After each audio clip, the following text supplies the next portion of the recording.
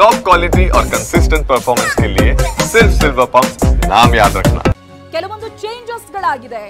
ರಾಷ್ಟ್ರೀಯ ಭದ್ರತಾ ಸಲಹಾ ಮಂಡಳಿ ಪುನರ್ರಚನೆಯಾಗಿದೆ.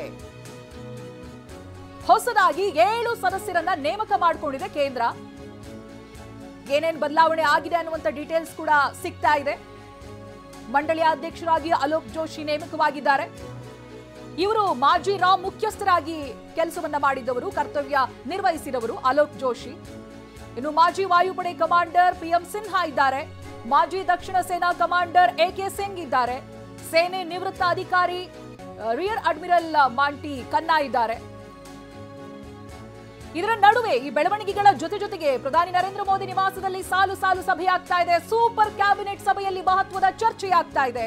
ಭದ್ರತಾ ಸಂಪುಟ ಸಮಿತಿ ಸಭೆಯಲ್ಲಿ ಹಲವು ನಿರ್ಧಾರಗಳನ್ನು ಕೈಗೊಳ್ಳಲಾಗಿದೆ. ರಾಜಕೀಯ ವ್ಯವಹಾರಗಳ ಸಂಪುಟ ಸಮಿತಿ ಮೀಟಿಂಗ್ ಆಗಿದೆ. PM ಮೋದಿ ನಿವಾಸದಲ್ಲಿ ನಡೀತಾ ಇರುವಂತಹ CCA ಸಭೆ ಇದು. ಆರ್ಥಿಕ ವ್ಯವಹಾರಗಳ ಸಂಪುಟ ಸಮಿತಿ ಮೀಟಿಂಗ್.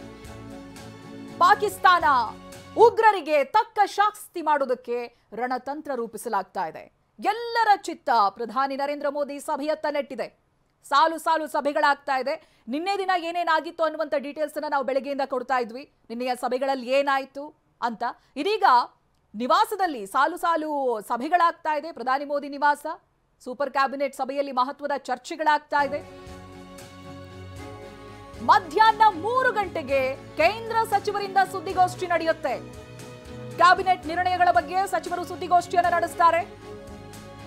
ದೆಹಲಿಯ ನ್ಯಾಷನಲ್ ಮೀಡಿಯಾ ಸೆಂಟರ್ನಲ್ಲಿ ಸುದ್ದಿಗೋಷ್ಠಿ ಇರುತ್ತೆ. ಈಗಾಗಲೇ ಬ್ಯಾಕ್ ಟು ಬ್ಯಾಕ್ ಮೀಟಿಂಗ್ ಆಗಿದೆ. ಅಧಿಕಾರಿಗಳ ಜೊತೆ ಸೇರಿ ನಡೆಸಿರುವಂತಹ ಮೀಟಿಂಗ್ಗಳು. ಇದೀಗ ಮಧ್ಯಾಹ್ನ 3 ಗಂಟೆಗೆ ಕೇಂದ್ರ ಸಚಿವರು ಸುದ್ದಿಗೋಷ್ಠಿಯನ್ನ ಕೂಡ ನಡೆಸ್ತಾರೆ. ಕ್ಯಾಬಿನೆಟ್ನಲ್ಲಿ ಏನು ನಿರ್ಣಯ ಆಯಿತು ಇದರ ಬಗ್ಗೆ ಸಚಿವರು ಸುದ್ದಿಗೋಷ್ಠಿಯನ್ನು ನಡೆಸ್ತಾರೆ. ಇದು ವೆರಿ ಇಂಟ್ರೆಸ್ಟಿಂಗ್.